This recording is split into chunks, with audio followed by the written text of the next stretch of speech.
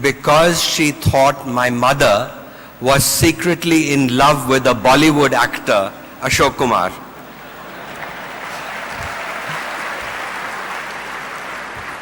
So my grandmother took me to her guru and placed me at his feet and asked the guru to give this boy a name. And the guru smiled at me down below and he said, let's call him Guru Charan Das. So overnight I was transformed from the Prince of Happiness, Ashok Kumar, to the humble servant of the feet of the Guru.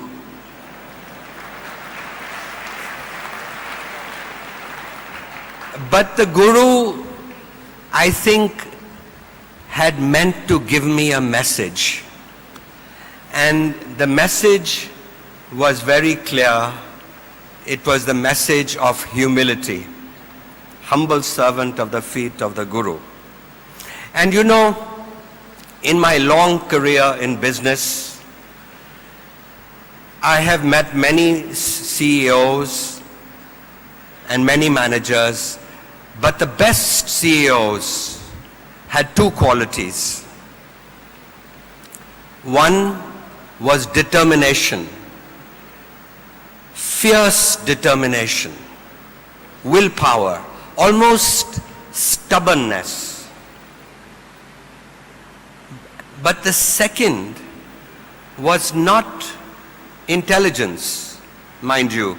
Intelligence is an overrated virtue, and far too many people recruit people only on that basis.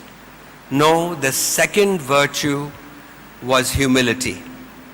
Now, humility does not mean that the person is not ambitious. Oh, the best CEOs are enormously ambitious, but their ambition is for their company and not necessarily for their personal reward. And you can see this humility in their ability to listen. Listening skills, which are very important in a leader. You can see it in teamwork. General Malik talked about teamwork. That's where you actually see humility.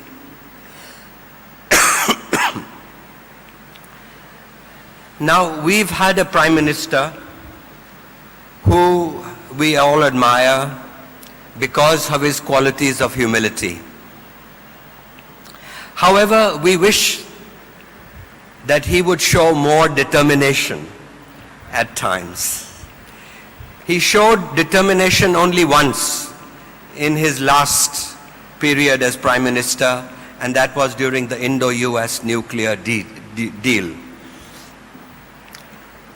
Let's hope that he shows more determination. Determination to do the reforms, determination to do the most important things that our country needs done now. You know, in my last book, India Unbound, I came to a happy conclusion that India would rise economically and prosperity would spread.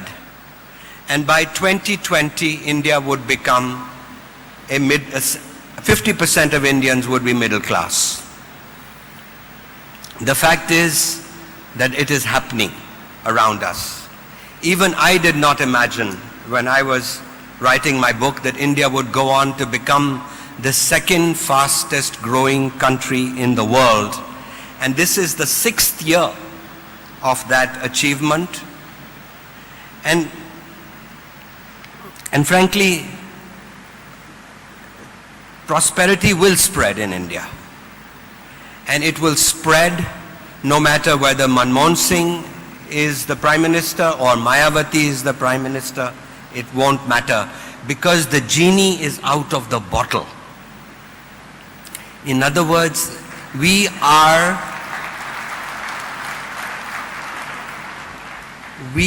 experiencing the benefits and the rewards of the reforms that we have done from 1991 onwards. And we have achieved this tremendous achievement with one hand tied behind our back.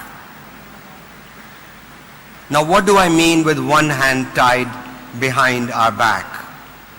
I mean that most economies in Asia, especially China today, have risen on the back of an amazing state policy of the government, of the tremendous infrastructure contributions of the government. But in India, we seem to have achieved this despite the government. And that is why I often say that our economy grows at night when the government is asleep.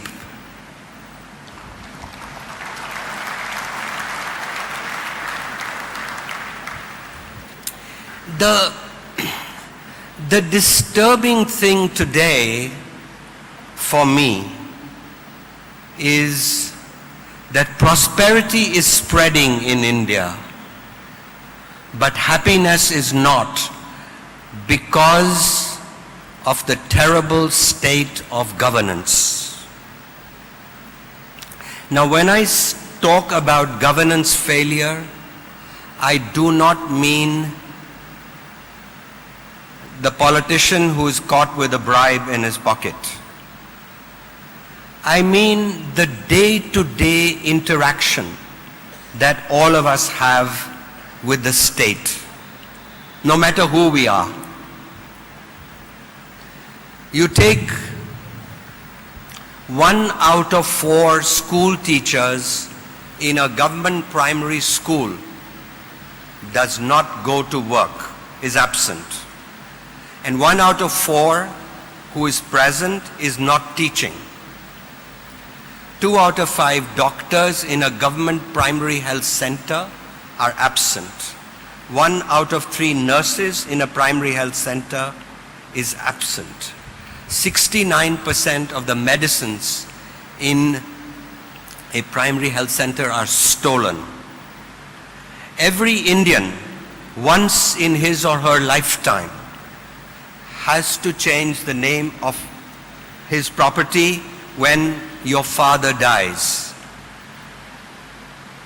Almost nobody can achieve this without paying a bribe to a patwari or a talati or a revenue official. Delhi has more water available per capita than almost any city in the world, 300 liters per person per day. Paris has 155 in comparison. London has 169. Yet London and Paris give their citizens water for 24 hours a day.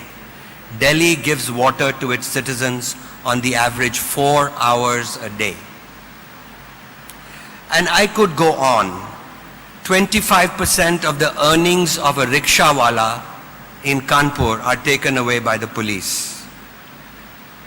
I suddenly realized that I have to renew my driver's license. My only thought, my nagging thought is, will I have to pay a bribe when I go to get the driver's license renewed? Well, you know what I'm talking about. All this diminishes us, and that is why I say today that more than economic reforms, we need reform of the state. We need administrative reforms, judicial reforms, police reforms, political reforms. We need administrative reforms so that school teachers will show up in school. If you sacked one school teacher, they will all come. We need accountability. We need political reforms so that 1 out of 5 members in the last parliament had a criminal record. This was at the same time that the Chinese Politburo, 80% were technocrats. Anyway, pretty depressing. Pretty depressing, particularly after that wonderful message of Kargil that we have just heard. To